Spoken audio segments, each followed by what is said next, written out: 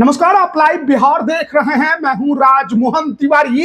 देखिए, एनडीए में seat sharing के मामले को लेकर जिस तरीके से लगातार खबरें ये निकलकर और रात से ही सामने आ रही है कि मामला फंस गया है, चिराग पासवान और नीतीश कुमार में ठन गई है। अब देखिए, इस पूरे मामले को लेकर केंद्रीय मंत्री लोजपा रामविलास के राष्ट्रीय अध्यक्ष चिराग पासवान ने खुद ट्वीट करके बड़ी जानकारी दी है। देखिए, आप अपने स्क्रीन पर देख सकते हैं। चिराग पासवान ने साफ तौर पर कहा है इसमें कि एनडीए में दलों को लेकर जो सीट संख्या का विषय था वो सौहार्दपूर्ण बातचीत में पूरा हो चुका है।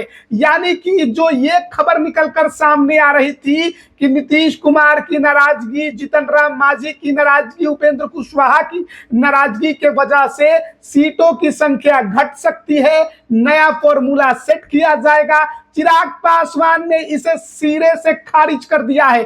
चिराग पासवान ने सीधे सीधे कह दिया है कि सीटों को लेकर जो संख्या का मामला था वो पहले ही तय हो चुका है। और वहीं दूसरी तरफ ये जो चर्चा चल रही है कि कौन सी पार्टी किस सीट पर चुनाव लड़ेगी, तो ये भी सकारात्मक बातचीत अंतिम दौर में है।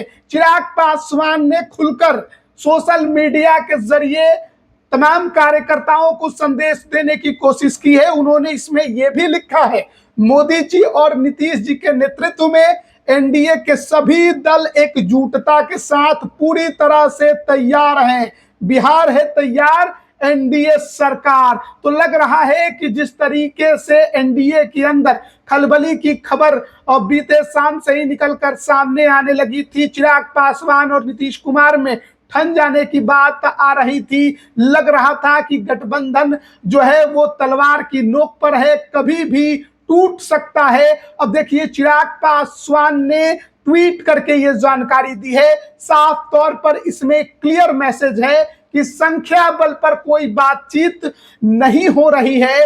सारा का सारा जो पेच फंसा है वो इस बात को लेकर फंसा है कि कौन सी पार्टी किस सीट पर चुनाव लड़ेगी। हम आपको बीते 2 दिन से लगातार ये खबर बता रहे थे। जिस दिन आंकड़ों का ऐलान हुआ था उस दिन भी हमने आपसे कहा था कि देखिए, ये बस आंकड़े हैं, लेकिन चुनिंदा सीटों की लड़ाई अब भी जारी है। और देखिए, चिराग पासवान ने भी ये एक बार फिर से ट्वीट करके तमाम कार्यकर्ताओं को संदेश दे दिया है कि लोजपा रामविलास 29 सीटें उसकी तय हैं, 29 सीटों पर ही लड़ेगी, वो कोई सीट नहीं छोड़ने वाली। किन सीटों पर लड़ेगी ये अब थोड़ी देर में तय हो जाएगा। बातचीत आखिरी दौर में है। देखिए, कल बहुत ज्यादा मामला बिगड़ गया था। एनडीए की जो बैठक हुई थी संजय झा के आवास पर, वहां पर बहुत ज्यादा मामला बिगड़ गया था और लोजपा रामविलास के साथ बीजेपी और जेडीयू जो है वो कोई भी एक पेज पर नहीं था कि कौन कौन सी सीटें किस पार्टी के खाते में जाए। 10 सीटों को लेकर लड़ाई चिराग पासवान बनाम नीतीश कुमार हो गया था। बाद में वो सीटें घटकर 4 हो गई, 6 सीटों पर बात बन गई। लेकिन अब भी उन 4 सीटों पर मामला फंसा हुआ है। चिराग पासवान भी छोड़ने को तैयार नहीं, नीतीश कुमार भी छोड़ने को तैयार नहीं।